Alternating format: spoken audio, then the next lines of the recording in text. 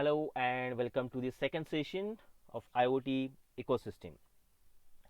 IoT ecosystem is just like how exactly the IoT system is deployed and what are the factors that are present inside the IoT that I'll be showing in this particular session onwards. Now, let's see. We are a complete IoT ecosystem I just shown over here. We'll start from this part. Here we have the IoT devices. Okay, so they are the IoT devices. IoT devices are just right, they are the part of the sensors mechanisms where you used to input the data from there. So multiple sensors I'll be having over here. They are used to send the command and they are sending a data based on that. So here IoT devices are present. They are used to sense the data. They are used to collect the data from the particular environment. Okay, now once the data is collected, so that data will be collected at a central hub that we call as IoT hub. IoT hub is just an electronic device where which is used to control all these IoT devices. If you consider the current scenario, lot many devices like Arduino microcontroller or Raspberry Pi microprocessor chip device, so they are present or that can be considered the IoT hub. So where all these devices are connected. So these devices can't communicate with each other, but they will be communicating with the IoT hub here. They will send the command or they will receive the command and they will send a data based on their given command. So their on off activities, their data communication activities will be controlled by the IoT hub.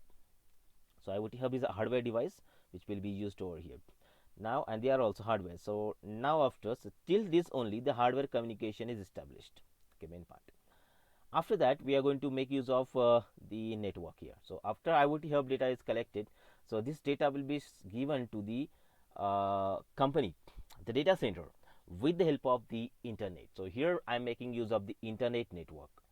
This internet network will fetch a command to IoT hub.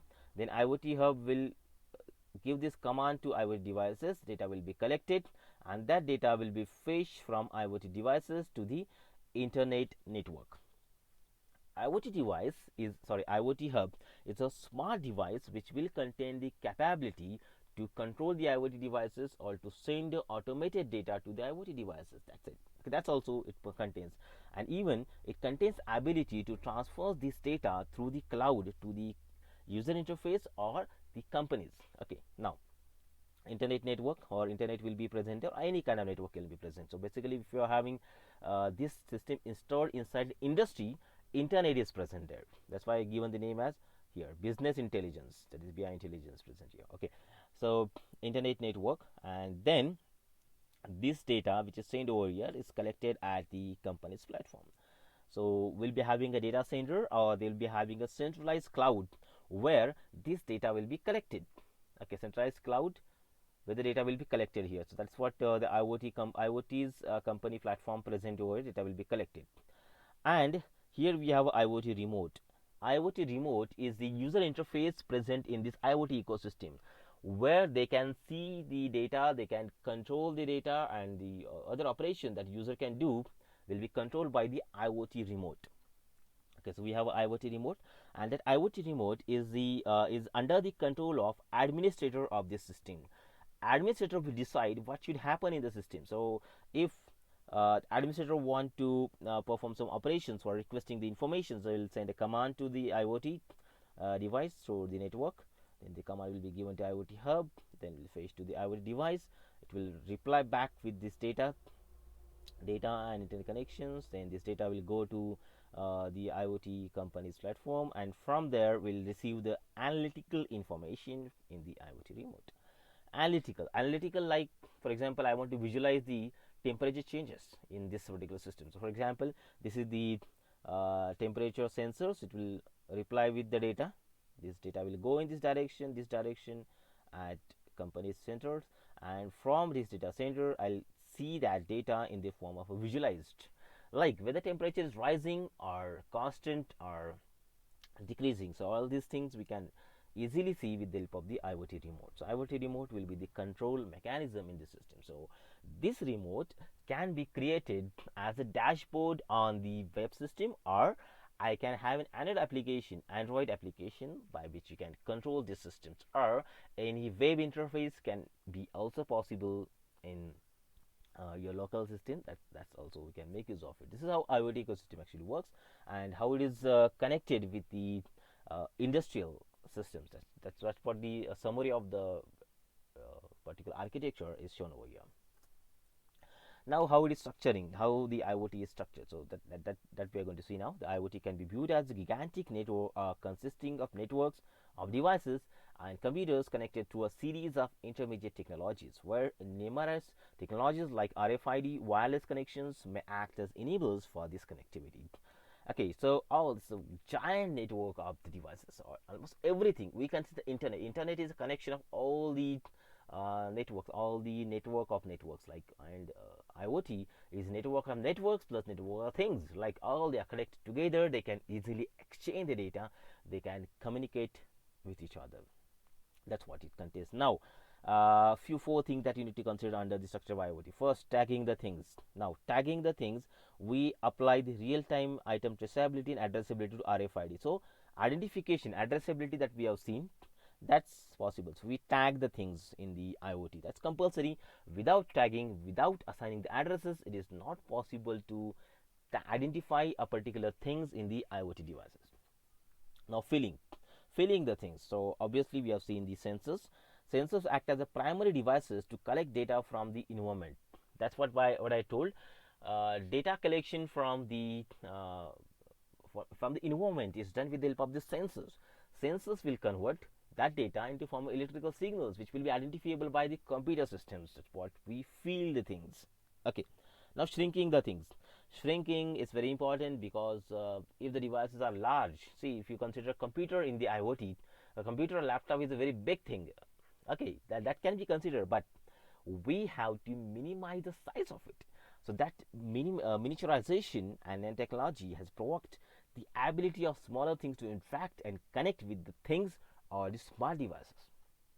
Today we are in the generation of nanotechnology. So almost all the things are present there, but their size we are going to decrease. From last several years, we have seen that. For example, you might be knowing the Moore's law, Gordon Moore's law. The evolution of the microprocessor has completed 50 years. Okay, last year, 50 years almost, and in 50 years we have seen generation of microprocessors, where we start with the 4-bit microprocessor till we are going to we are having 64-bit microprocessor today, and almost after 2 years we are going to have 128-bit microprocessors. Now, in this, the number of transistors used in the computer fields are in that particular chip are increasing with very large speed, with very high speed, but the physical size of the microprocessor is not much changing. We are having billions of transistors today, but still the size of microprocessor is almost same. That was used almost 30 years ago. So what we do, we are miniaturizing the devices, but the capabilities are improving enormously. That's what we require in the IoT also. We have to shrink the things so that a small IoT device can be created, connected. Okay, thinking the thing, the most important part of this IoT. Think how that can think. Embedded intelligence on devices through sensors has formed a network connection to the internet. It makes things realizing the intelligence control, just like the example which I told about the temperature control systems. Temperature control systems. Okay, so the temperature control systems are just like automatically we are going to sense the temperature, and as temperature rises above 30 degree, your AC will start. Where we have the interaction of user over here? No, it means that this system is intelligent. The system is capable of making the decisions of its own. That's why, that's what think means. So this thinking, this artificial intelligence to the IoT device is given by users to them. That's why they are capable of thinking it. That's very important part. When you consider any industrial IoT application, you need to consider whether the thinking ability is given to that particular structure or not, and that can be given by a programming logic, and that must be there with you.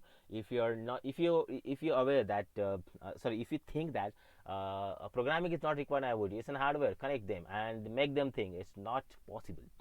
AI is the programming part. That programming should be done by you, and you have to make use of this particular programming ability. With the help of this programming ability, it's possible to program your IoT device, and it's possible to make it more intelligent IoT device there. Now, what are the key features that industrial IoT or IoT basically contains? So, top features I've extracted that I've shown over here. Just recently, we talked about the AI, artificial intelligence. IoT essentially makes virtually anything smart, meaning it enhances every aspect of life with the power of data collection, AI, algorithms, and networks.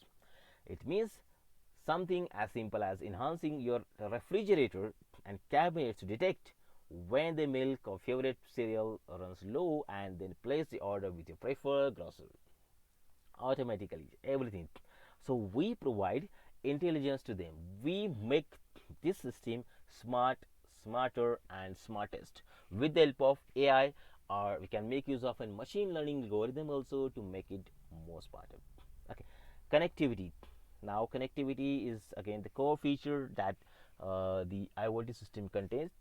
New enabling technologies for networking, and specifically IoT networking means networks are no longer exclusively tied to major providers. Networks can exist on much smaller and cheaper scale while still being practical. IoT creates these small networks between its system devices. Anything, if you want to communicate between two non-living things, not non-electronic things, they also can communicate with each other. They also can communicate with each other. Just we can make use of a sensor. For example, two devices are there. IoT identified whether these two non-living things are coming closer to each other or not. So I can make use of an IR sensor with the help of infrared. I can measure the distance between them, and as they come closest with the distance of 5 centimeters only, we can report them. Now we are closer. We can buzz an alarm. We can buzz an any kind. You can report them, and we can ask them to stop now. So making them smarter with the help of connectivity systems. Okay, that's what the main feature that contains. Three more sensors. Most important part is that IoT loses its distinction without sensors. They are acting as a defining instrument which transforms IoT from a standard passive network to devices into an active system capable of real-world integration. So the passive network is converted in the form of active network with the help of sensors. I'll show the sensors now. After that, how they are actually being used. Active engagement. Much of today's interaction with connected technology happens through a passive engagement. They are connected but not actively introduced in that. So active engagement is possible. What introduces a new paradigm for active content, product, or service engagement. And the most important part, the last one, small devices. Devices, as predicted, have become smarter, cheaper, and more powerful over the time.